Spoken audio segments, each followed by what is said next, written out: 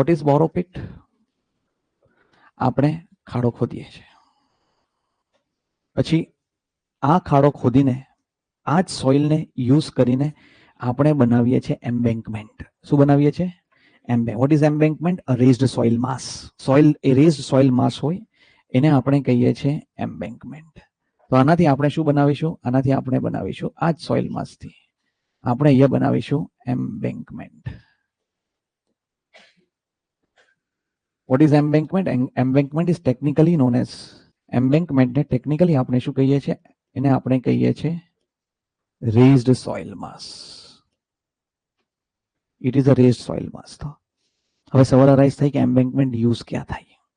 તમે જોયા હશે જેટલા આપણા રોડ્સ બને છે એ હંમેશા ગ્રાઉન્ડ લેવલના ઉપર હોય, એમ્બેન્કમેન્ટ ઉપર હોય. ક્યાં હોય છે? તમે નેશનલ એક્સપ્રેસવે NE1 ગયા છો, એ ગ્રાઉન્ડ લેવલથી ઉપર હોય.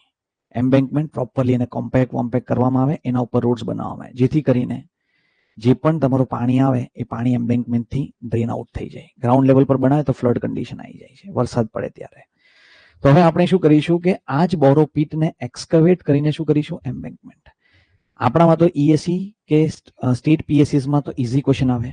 ગેટમાં તો એમ્બેન્કમેન્ટથી અહીંયા લઈને કેટલા ટ્રક ભરીને ગયા છે બોરોપિટમાંથી એમ્બેન્કમેન્ટ માટે, અને એ ટ્રકમાં કેટલા કોસ્ટિંગ પર ટ્રકના આટલા કોસ્ટિંગ છે, તો કયું કોસ્ટિંગ સસ્તું પડે. કેમ કે સપોઝ માની લો મારે અહીંયા એમ્બેન્કમેન્ટ બનાવવાનું છે, મારા પણ નજીકમાં માની લો કે પેથાપુરમાં સોઇલ છે, નજીકમાં સરખેજમાં સોઇલ છે, બરાબર છે, કે નજીકમાં બીજું મારા પર માની લો કે વસ્ત્રાલમાં સોઇલ છે. તો હવે ક્યાંથી હું આટલું સોઇલ લાવું? કેમ કે મારે ટ્રાન્સપોર્ટ કરવું પડે ટ્રકના અંદર, અને પછી મારે એને એમ્બેન્કમેન્ટ બનાવવું પડે. તો કોસ્ટિંગ કેટલું લાગે છે એ બી કેલ્ક્યુલેશન, પર આપણને એટલું કેલ્ક્યુલેશન પ્રિલિમ્સમાં નથી પૂછતા, એટલું કેલ્ક્યુલેશન આપણને મે બી મેન્સમાં પૂછે છે, અથવા ફ્યુચરમાં તમે ગેટ કે એની એક્ઝામ આપો તો.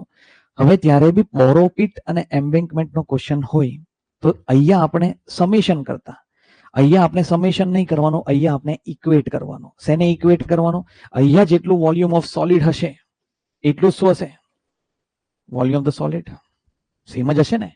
જેટલું વેટ ઓફ ધ સોલિડ, જેટલું વેટ ઓફ ધ સોલિડ અહીંયા એક્સકવેટ કરું એટલું તો હું કરું ત્યાં શું કરું? ત્યાં હું એમ્બેન્કમેન્ટમાં નાખું. ભલે હું એને કેટલું બી કોમ્પેક્ટ કરું, એનું સોલિડ્સ તો નહીં બદલાય, હા વોઇડ્સ બદલાય.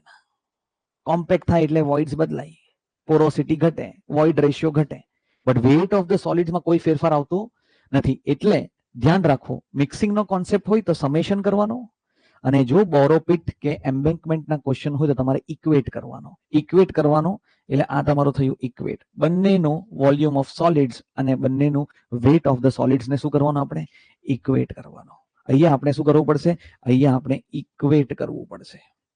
અહીંયા આપણે શું કરવું પડશે? અહીંયા આપણે ઇક્વેટ કરવું પડશે. તો આપણે શું કરીએ છીએ? બોરોપિટ અને એમ્બેન્કમેન્ટના ન્યુમેરિકલ્સ આવે છે, બરાબર છે. મિક્સિંગના ન્યુમેરિકલ્સ તો આપણે જોયા છે. તો બોરોપિટ અને એમ્બેન્કમેન્ટના આપણે શું કરીએ છીએ? બોરોપિટ અને એમ્બેન્કમેન્ટના આપણે ન્યુમેરિકલ સોલ્વ કરીએ.